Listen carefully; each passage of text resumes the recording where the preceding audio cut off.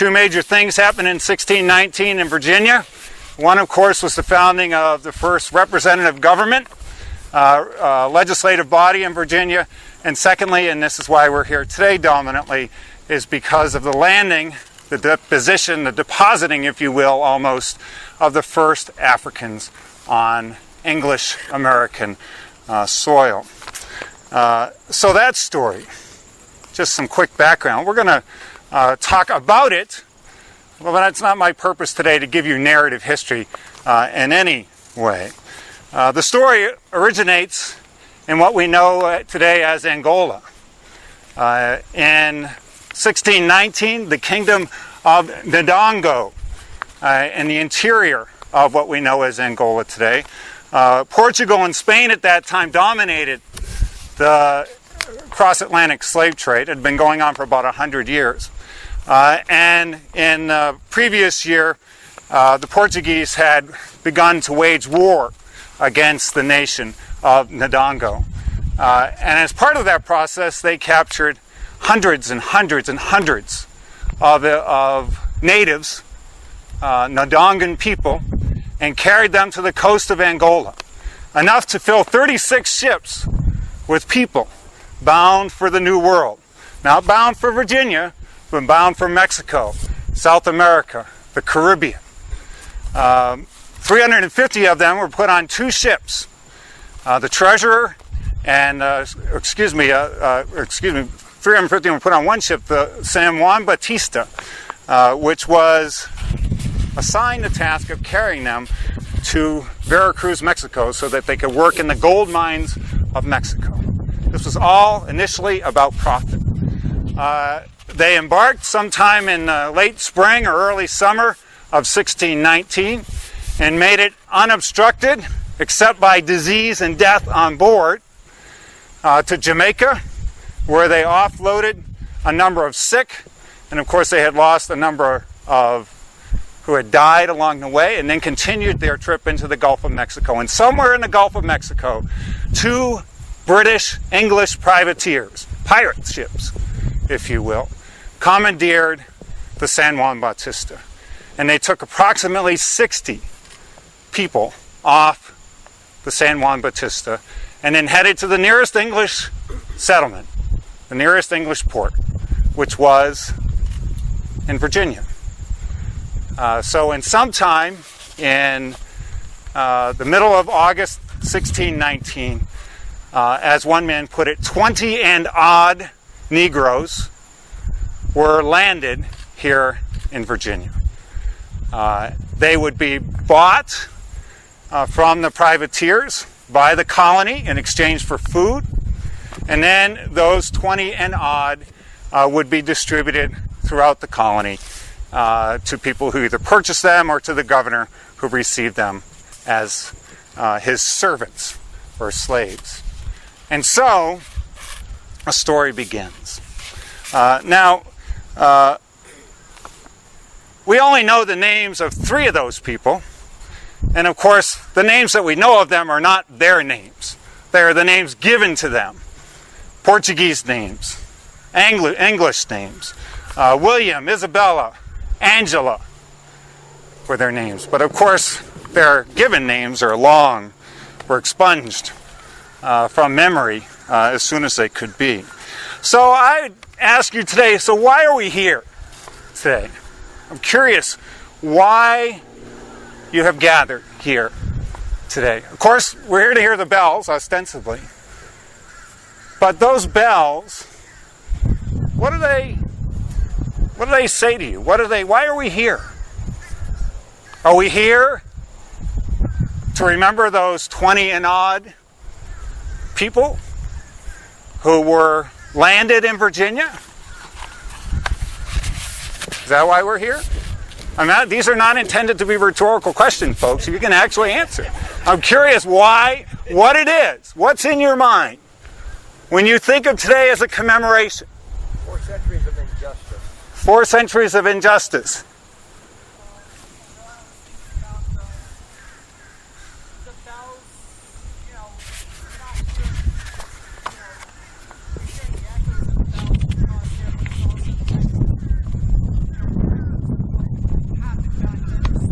symbolic of what happened. Yes? For me, it's a beginning of learning our true entire history. Our true entire history. Yeah. Which is to say, maybe another way of saying a more complete history than what we have heretofore learned. Right. Right. So That. we can appreciate. Right. I mean, one of the important points about remembering and creating a memory of our lives is that it includes a whole lot of forgetting, too. And we are very selective and pointed in what we choose to forget. But think about their names. William and Isabella and Angelo, plus another 20. Think about all that it entails to take these people from the only place they've ever known, from a culture they've never only known, strip them of their names, strip them of their identity, bring them to a new place. I mean, that is an immense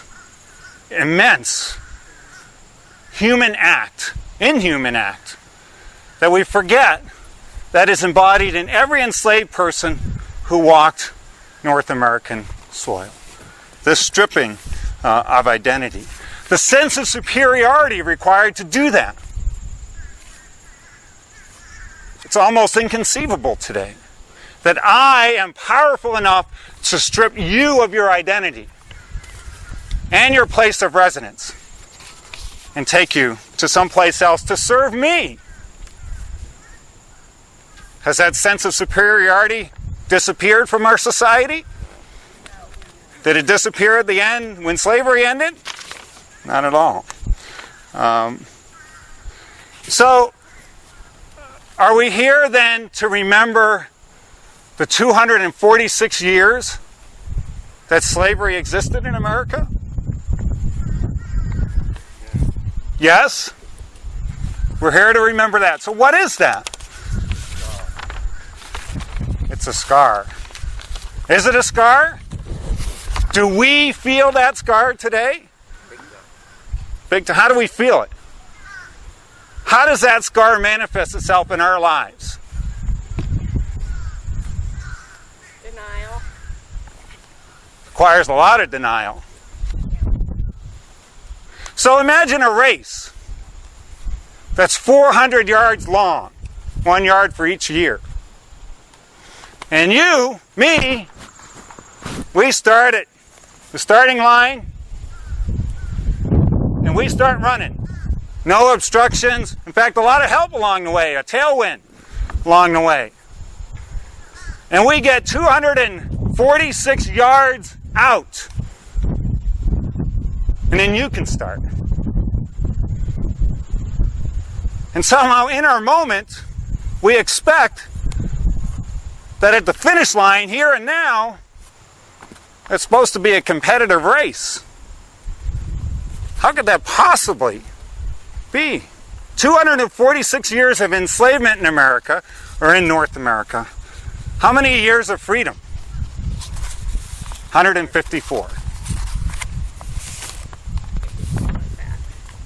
If you call it. Well, we'll get to that in a minute, I assure you. So, ask this. At this place, Chatham, and it's wonderful that we're here. This is a landscape shaped by enslaved people, built and sustained by enslaved people. But enslaved people always constituted between 80 and 90% of the population at a place like this. How could William Fitzhugh, or any of the owners here, plus an overseer or two or three, how could so few control so thoroughly so many? How does that happen? Now, we like to think of slavery in terms of the relationship between slave owner and slave. And certainly that was important.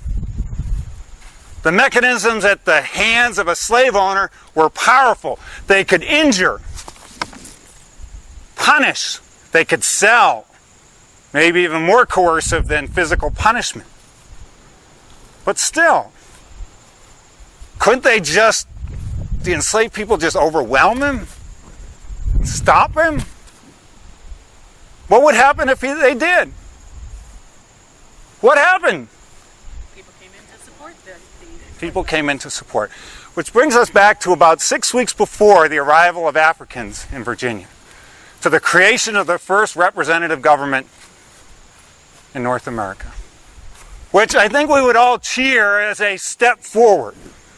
But we also have to recognize, to your point of a larger story, or bigger understanding, we also have to understand that one of the functions of that representative government for the first 243 years of existence was to develop the legal mechanism to control enslaved people based on their race.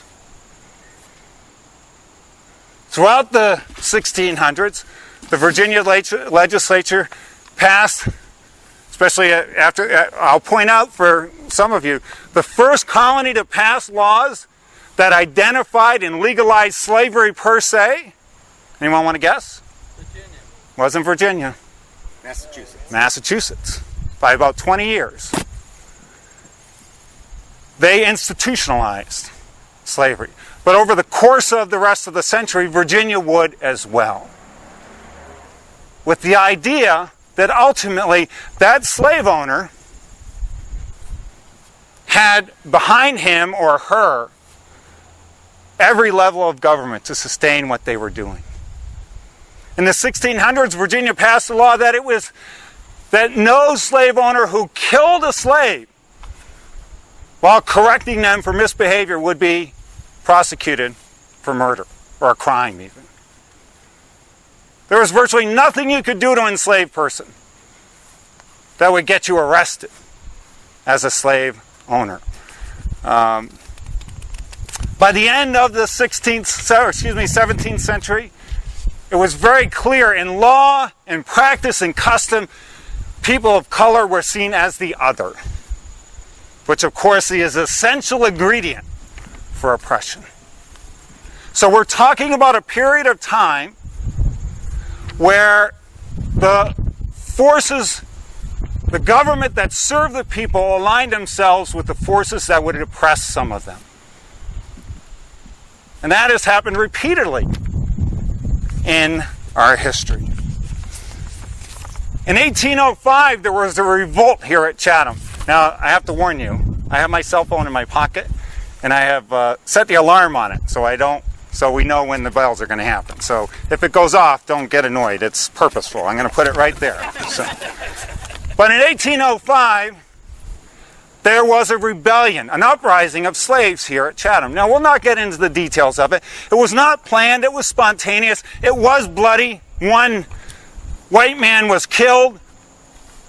3 enslaved people would die, one of them being executed, one of them dying, trying to escape across the river on the ice, and another killed in the melee of the revolt itself. 2 others were sold, we don't know where, down the river, we'll say, because that literally probably was the case. And you know what happened?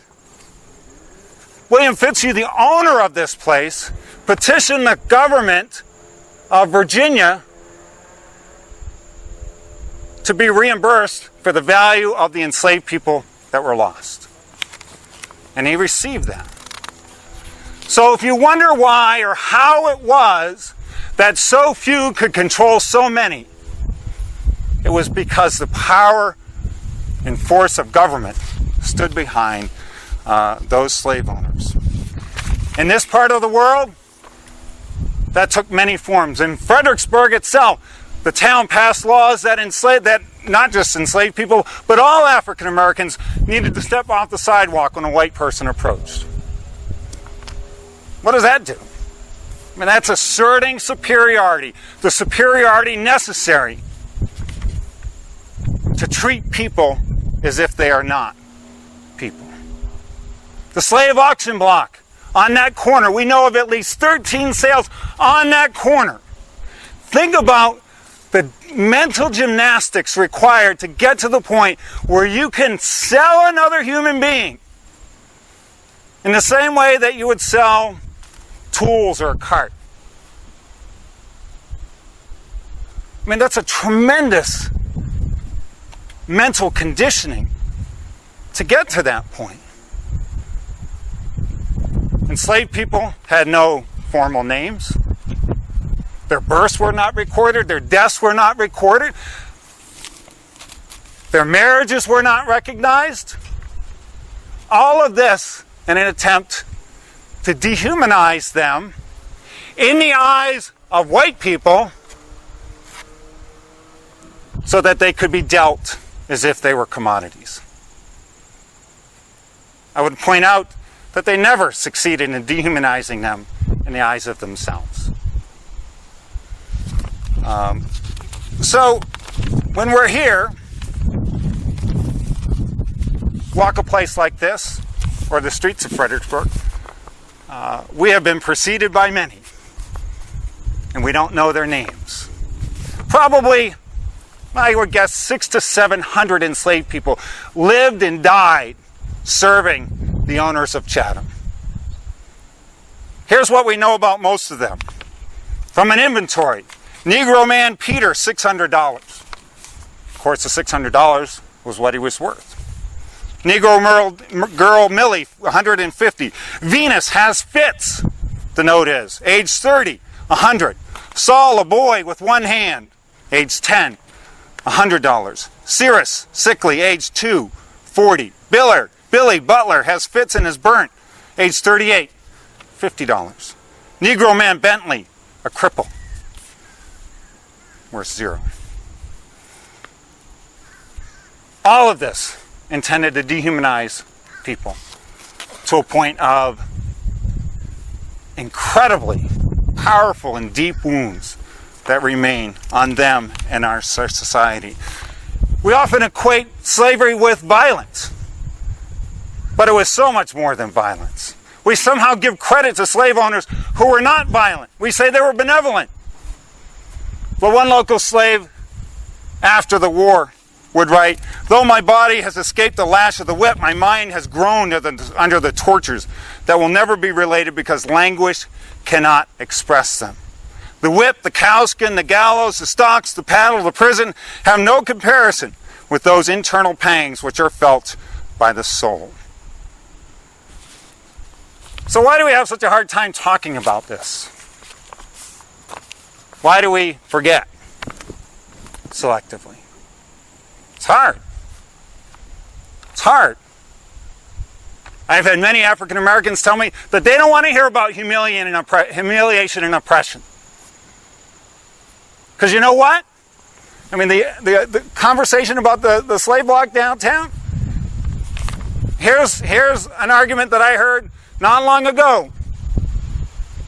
African American history is not present on the streets of Fredericksburg, although it's becoming more so, but it has historically not been present. And now the only thing that you want to preserve is a symbol of humiliation and degradation. That's why some people want to see it gone off the street, whereas others see it as a site of conscience, to spur the types of conversations that we're having today. So this is hard history. It's ugly history. Many white people don't want to talk about it. I had a volunteer come here recently who signed up and complained that she had to talk about slavery because she wanted to talk about the parties. She wanted to talk about the parties. And one volunteer who came to me years ago discovered that his family owned slaves in North Carolina. He stood in my doorway and cried. And he said, "I can't talk about it here. It's too hard." And he was telling the truth. It was certainly for him. But you know what? In this hard history, there are ennobling, important stories to tell. You have a people under oppression struggling against it in every way you can imagine, from breaking a tool to slow down work, from singing songs in the field. We often hear that about sites, how they sang songs in the fields. And what did the owners conclude from that? That they were happy. And what did you think the enslaved people wanted the owners to conclude? That they were happy because they were going to get left alone, right? And have you ever noticed that a lot of the music associated with enslaved people is slow? intended to set the pace of work. A study recently done studied the same group of people of color who worked a property as enslaved and then as free people. And you know what? As enslaved people, they were exactly 3/5 as productive as they were as free people. Now, there's some irony in that statistic too, of course, because 3/5 appear in the Constitution. But there are other stories here. There's a story of people fighting against this. There's a story of 8 people fighting against this. And then there's a people of a nation trying to overcome it. In this river below us, when we go to listen to the bells, imagine, if you will, over the course of 4 months, 10,000 people crossing that river, leaving behind an enslaved landscape there to enter the lines of the Union Army here with the hope of freedom. And those people forced upon the federal government a really profound question, like, what are you going to do with us now? Because the federal government had no provision for ending slavery. But these people helped force that question and force the answer. On this hilltop in 1862, a Union soldier, watching those people come across the river on their rafts, coming, as he said, to be free, ended his letter home by asking the question, is not the Negro a man? And if you go to 1962 or 63 in Birmingham, you will see signs on the streets of Birmingham held by demonstrators, am I not a man? And that question may have been asked for the first time in America here, on these heights, to a newspaper at home. So 246 years enslaved, 154 years free. Joining the race a little bit late. But we can also see this story on an arc of our nation's story. An arc of national improvement. And there is no questioning that. The arc of improvement in America trends toward justice and liberty. It takes us a while. We trip over ourselves and fall on our faces sometimes, but it trends in that direction. And think, if you will, what monumental changes had to take place in our society. Not just to end the relationship between an owner and an enslaved person, but to overturn all of the power of government that stood behind that. What happened during the American Civil War in the wake of the Emancipation Proclamation is a powerful story. What happened after the war was a continuation of the story that had begun 250 years before. And it is not done yet. And I would suggest to you this. We often come together at places like this to talk about events and moments distant in our past, that we can safely step back and say, we are spectators. But on this day, we are witnessing an event, or bearing witness to an event that occurred 400 years ago. But you know what? We are not spectators to that event.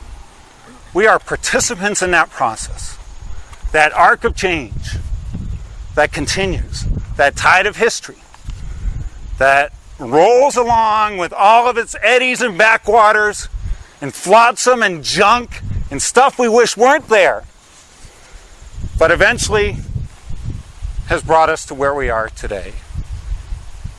And it's up to us to take that tide and direct it forward. So at this point, we'll break. We can go down on the terraces here and listen to the bells.